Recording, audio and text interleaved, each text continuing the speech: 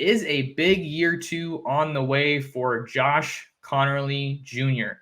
Josh Conerly Jr. burned his red shirt in 2022 and appeared in every game for the Ducks, primarily staking his claim at the left tackle spot and that 14J formation. I think that it was encouraging to see him play so much as a true freshman, even though he never necessarily started. Maybe he started in that 14J formation, but he wasn't beating out some of those veterans like TJ Bass, Malisala Amavela-Ulu as a tackle. But it was great to see him play so much as a true freshman. I think that's an encouraging sign of things to come. I think that we're going to see more guys from the 2023 class than the 22 class play as true freshmen. And it's not going to be because they need to play. It's going to be because they're really good players. And I think that's a sign of good things to come. You want recruiting classes that are going to push your veterans for snaps and in some cases take their jobs. I don't think you ever want to be in the spot where you need to rely on true freshmen. But if you're bringing in guys that are that high caliber, that talented, it's saying a lot of good things about where your program is at in terms of just acquiring top-end guys. But Conerly was a guy that stood out to Jan Lanning, and he was very quick to give Conerly some praise on the first day of spring practice, saying, quote, "A guy that really stands out to me going into year 2 is Josh Conerly. This guy's working his tail off in everything that he absolutely does, the way he stretches, just the way he approaches everything, his mentality in the classroom as well."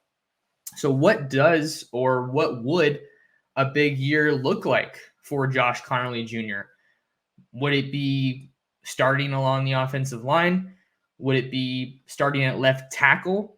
That could be the next logical step in his transition to a bigger role for Oregon. But is Alik Terry, is the rest of this offensive line staff going to feel comfortable with him, comfortable enough with his ability to start him at left tackle in just his second year of college football?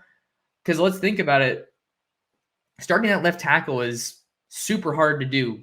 And adding on to that, that is a really, really important position along your offensive line, because whoever starts at left tackle for Oregon next year, your number one job is going to be keeping Bo Nix upright and protecting his blind side. I'm thinking Sandra Bullock and the blind side. It's going to be really important to keep Bo Nix upright and to keep that guy healthy.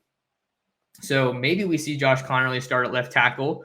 I know that Ajani Cornelius, the transfer offensive lineman from Rhode Island, I think he worked primarily at right tackle before he got to Oregon. So maybe he starts at right tackle. But then you also have Stephen Jones. Stephen Jones has been a regular at offensive line for Oregon, has kind of moved all around the offensive line, but he's back, and you figure that he's probably going to be a starter. So how does Josh Conerly stack up with Stephen Jones and some of these other guys that are returning along that offensive line for Oregon?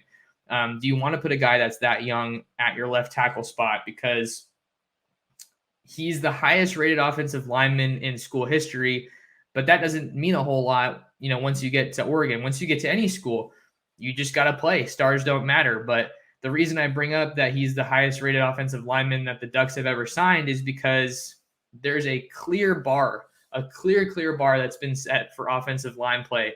And it's Penei Sewell, who played that left tackle spot very, very early on in his college career and, manhandled people, for lack of a better word. He was that good. So I think that you kind of have to look at the situation and kind of just ask, what does a big year look like for Josh Conerly? Is it starting? Is it being more heavily featured in the rotation?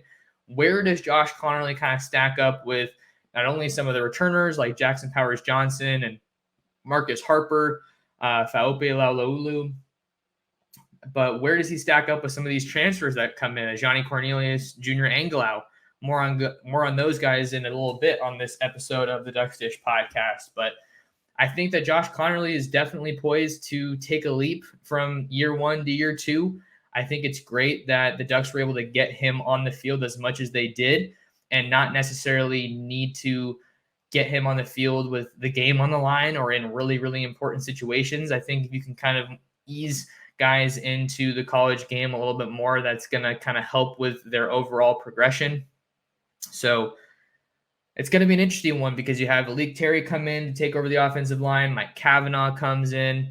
You have Cutter Leftwich, who comes over from UCLA. He's another name to know working with the offensive line, but there's big expectations for Josh Conerly Jr. I know that some fans might have been worried that he was going to transfer after Clem took the job with the Patriots, but it doesn't look like, at least for now, that that's the case. And I didn't hear any buzz or intel about that. You just know how fans get on social media and always want to jump to the worst case conclusions. But I think a big year 2 could absolutely be on the way for Josh Conerly, who enters his true sophomore season in 2023.